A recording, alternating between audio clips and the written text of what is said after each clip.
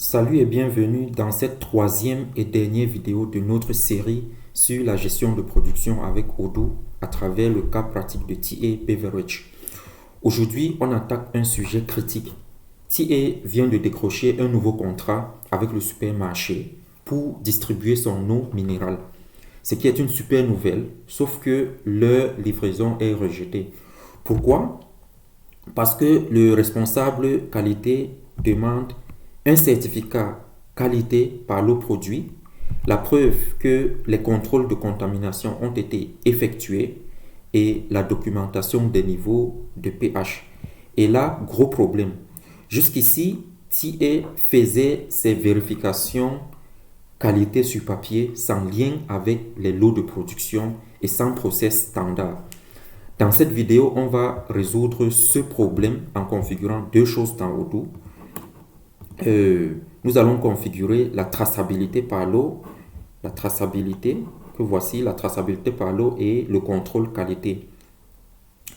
Avant de plonger dans le vif du sujet, un petit rappel de ce qu'on a mis en place dans les deux vidéos précédentes, parce que ici tout s'enchaîne.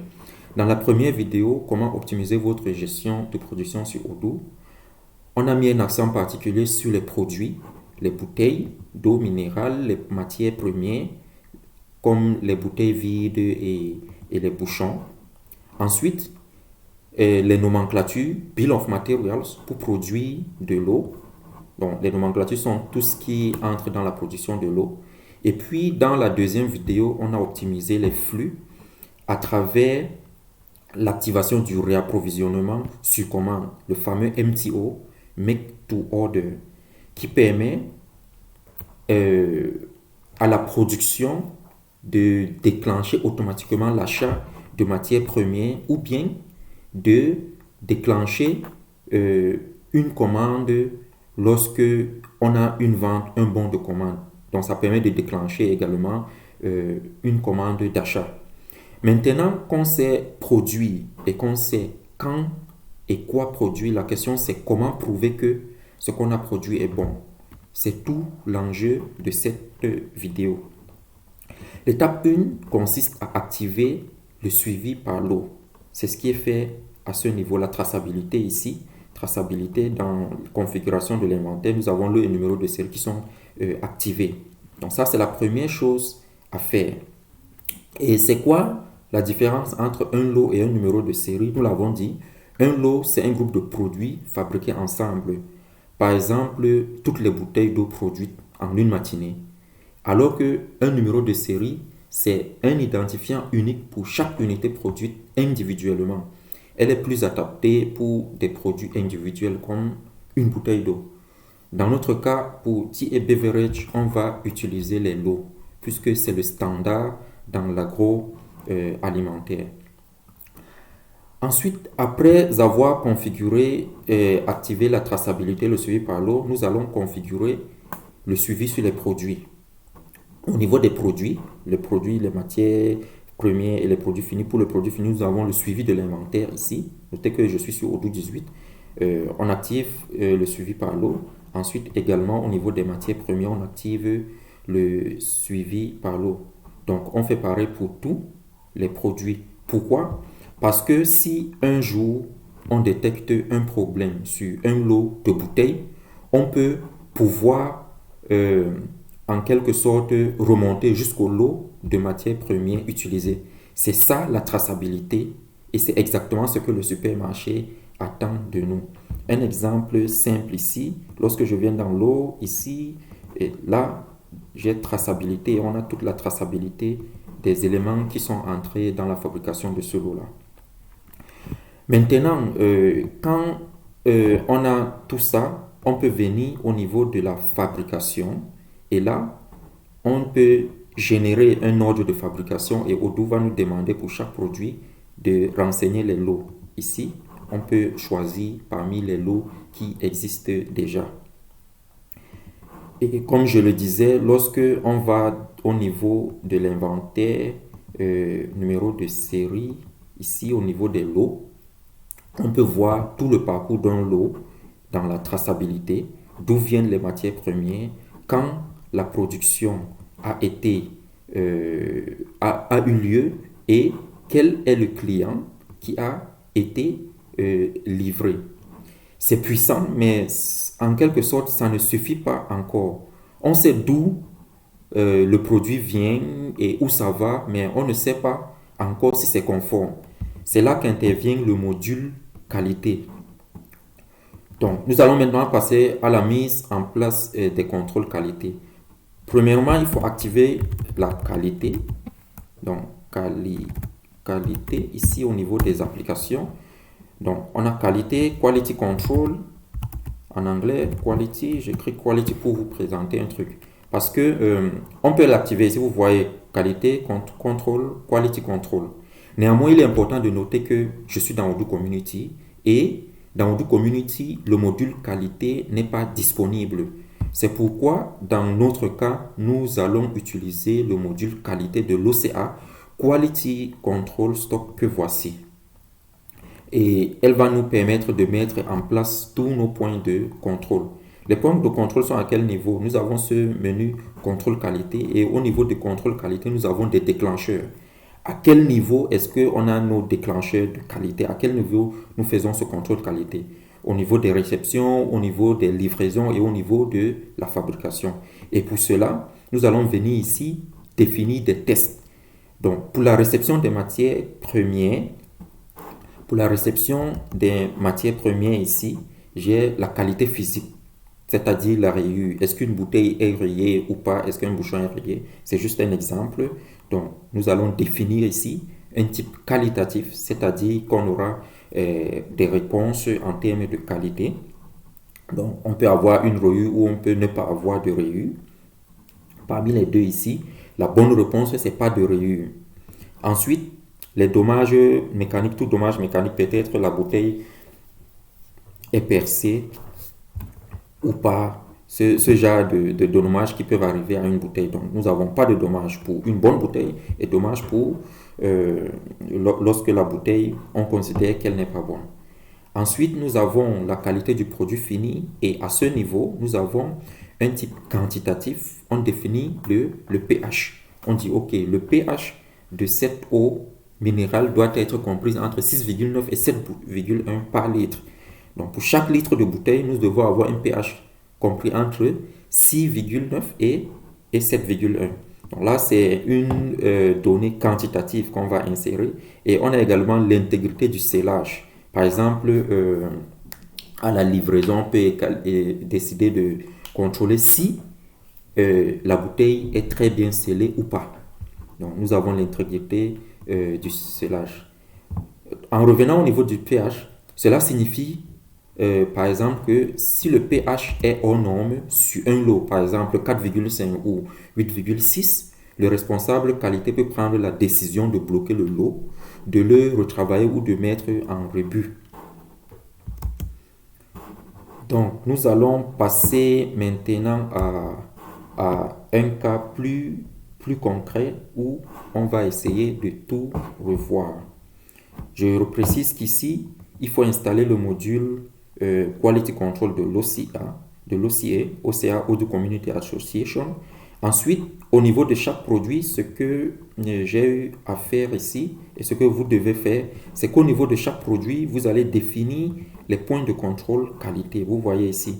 Donc, dans le menu inventaire de la fiche produit, vous avez le contrôle qualité et là, vous pouvez définir. OK, le déclencheur ici, c'est Delivery Orders, le premier déclencheur. Donc, à la livraison, j'ai la qualité du produit qui doit être testée avant. Donc, avant la livraison, l'échéance c'est avant. Avant la livraison, on doit faire ça. À la fabrication, après fabrication également, on doit tester la qualité du produit fini. Si on passe au niveau des matières premières, toujours dans inventaire, qualité, nous avons défini ici pour cette matière première à la réception. On doit vérifier la réception des matières premières avant l'entrée en stock. Donc ici, c'est avant.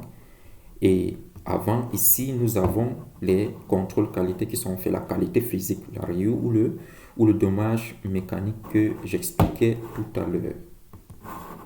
Du coup, si on revient au niveau des lots et numéros de série, pour les produits, on peut tout voir. Les matières premières, je viens ici dans traçabilité, les matières premières qui ont été utilisées, la date de fabrication, les livraisons qui ont eu lieu, avec également les numéros de bon de commande. Voici ici, Warehouse Out 001, ici il s'agit d'une livraison. Et c'est exactement ce que le supermarché demande. On peut générer un certificat basé sur ces données et le partenariat est sécurisé. Nous allons essayer de passer à un test grandeur nature pour voir. Je vais commencer ici par la fabrication. Donc, nous allons générer un ordre de fabrication ici. Ça, c'est un ordre de fabrication. Il suffit juste de cliquer sur Nouveau et tout.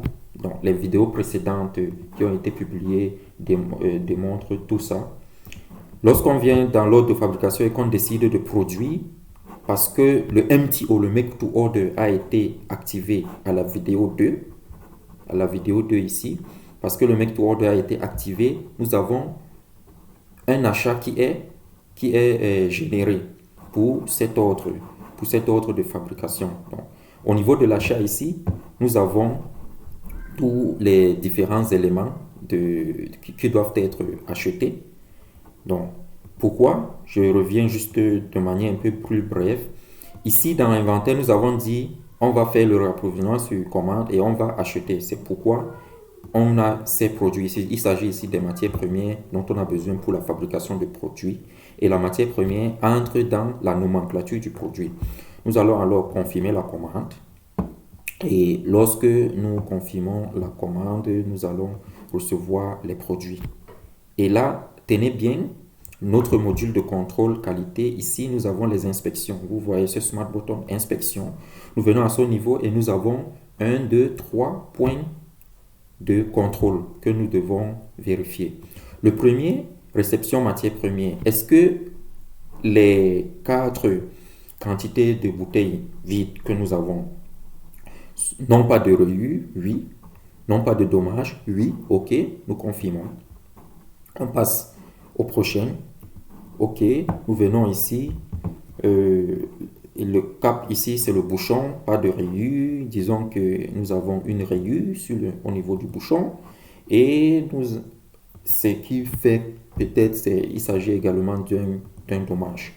Nous allons néanmoins confirmer parce que ici, je vais dire pas de dommage autant pour moi. Une rayure ne peut pas empêcher la fabrication de bouchons, par exemple. Donc, je vais confirmer et il faut une validation d'un responsable. Parce que si on doit approuver ça, il faut qu'un responsable, le responsable qualité valide. OK, il va valider. Ensuite, nous passons au prochain. Ici, nous confirmons. Et là, nous revenons au niveau de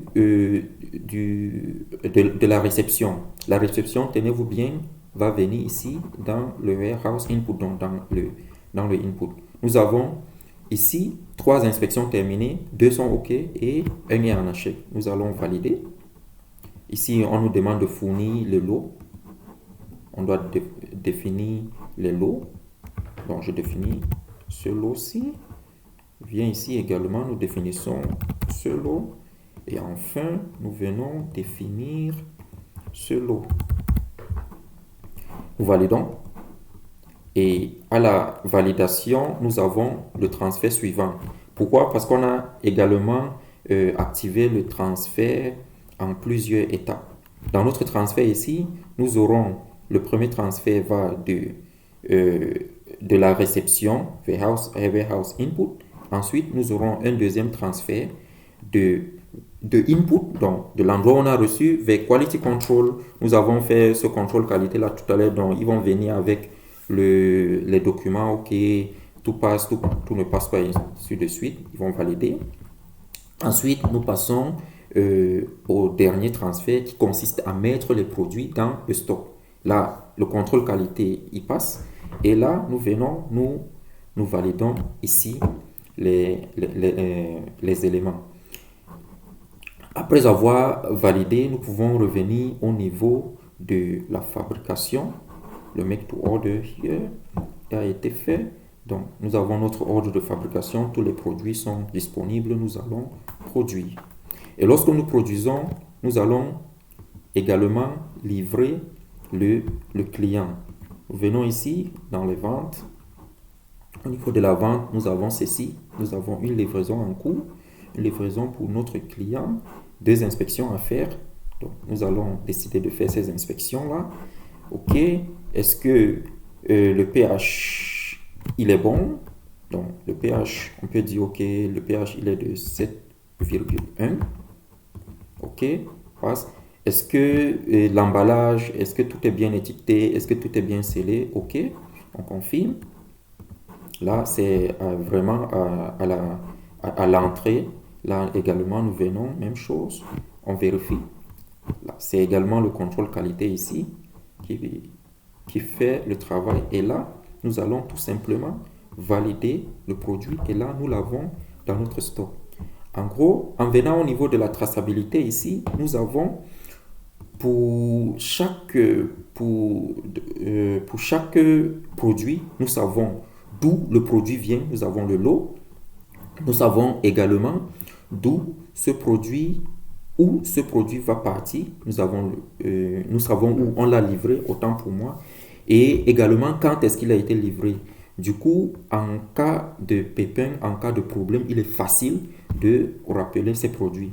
Il s'agit ici de la présentation du contrôle qualité au niveau d'Odoo Community avec les modules de l'OCR. Il y en a également au niveau de Odoo Entreprise, mais celui-là, il est bien plus poussé, il a bien plus de fonctionnalités, avec par exemple des alertes qui peuvent être envoyées, avec des blocages, avec la mise en rebut et tout. Donc voilà, on a bouclé notre série en 3 vidéos sur la gestion de production avec Odoo Community. Pour résumer ce qu'on a construit ensemble pour TA Beverage. Dans la première vidéo, il s'agissait des fondations. On a configuré les produits, les nomenclatures et lancé notre première production. Dans la deuxième vidéo, nous sommes passés à l'optimisation avec la mise en place du réapprovisionnement automatique et le make to order qui a été activé. Et dans cette troisième vidéo, il s'agissait de la garantie. On a ajouté la traçabilité par l'eau et les contrôles qualité pour pouvoir prouver la conformité de nos produits, des produits de TA Beverage. Ces 3 briques ensemble, c'est le socle d'une gestion de production solide et professionnelle dans Odoo. Donc, que vous soyez dans l'agroalimentaire comme TA Beverage, notre entreprise fictive pour ce cas, ou dans n'importe quel autre secteur manufacturier. Alors, si cette série vous a été utile, n'hésitez pas à liker notre vidéo, à vous abonner à la chaîne et nous dire en commentaire quel sujet vous aimeriez voir dans les prochaines vidéos. Merci d'avoir suivi cette série et à très vite.